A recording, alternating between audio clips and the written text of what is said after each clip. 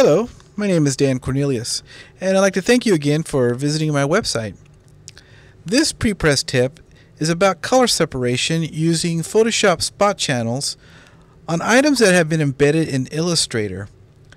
So I put together a little example here which illustrates a typical occurrence in Prepress.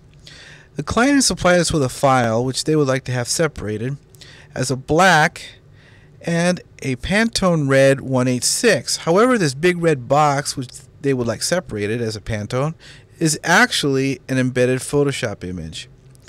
So Illustrator will automatically convert any embedded image into process color. So as it stands, this file will not separate properly. We're going to have to extract this image, import it into Photoshop, do some minor color correcting, re-import it into Illustrator. So we start off by choosing our direct selection tool. I'll highlight the item here and I'm going to copy. Let's hide Illustrator and I'm going to go to Photoshop. Now once an item has been copied onto the clipboard, Photoshop will retain its parameters. So when I go to a new file, the width and height and the resolution is accurate. So I hit OK. So now I just simply need to paste that item from the clipboard onto this blank document. Now I'm going to choose pixels, hit OK. I'm just going to hit return once and I'm going to render this. There we go. So over here on my channels palette, you see I have the basic breakdown of my CMYK. Doesn't look like there's a whole lot going on in cyan and black, but there might be a little screen or something which we'll have to take care of in a minute. I'm going to begin by choosing New Spot Channel. And I like using this little color tab down here, which I just click once. It's a lot quicker to just type in the number that you need, which in this case would be 186. Hit OK. My solidity I'm going to retain at 100%. Now you notice I've created a brand new spot channel here, Pantone 186C. However, it's blank. Now the idea is I want to transfer preferably the darkest channel, in this case it's magenta at 89%, onto this Pantone color, or this Pantone channel rather, and I want to clear the rest of the channels. Now here's where you need to be careful though. In order for a Pantone or any channel or any separation to be solid, the background or the darkest color needs to be 100%. And in this case, if you notice on the magenta, it's 89%. That means that this will separate screened at 89%. We're going to need to change that to 100 in a minute. Otherwise, it will not output as a solid color. I'm going to begin here by turning off these channels, and I'm going to clear one by one everything on the other channels which I'm not going to use. I'm going to choose Select All and just hit Delete. Now I just cleared everything on that cyan channel.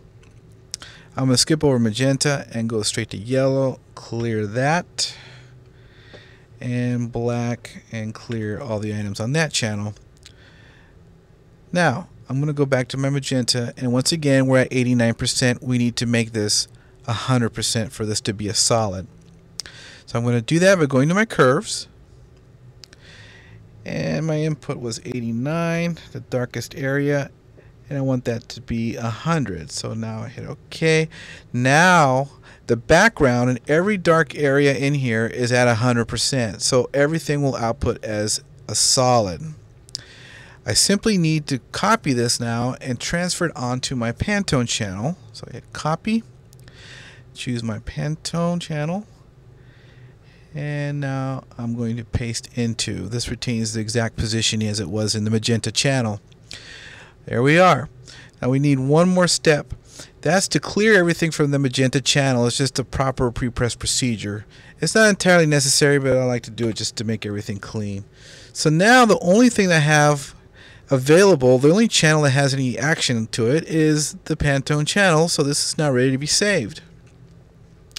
So I go up to save. I'm going to call this logo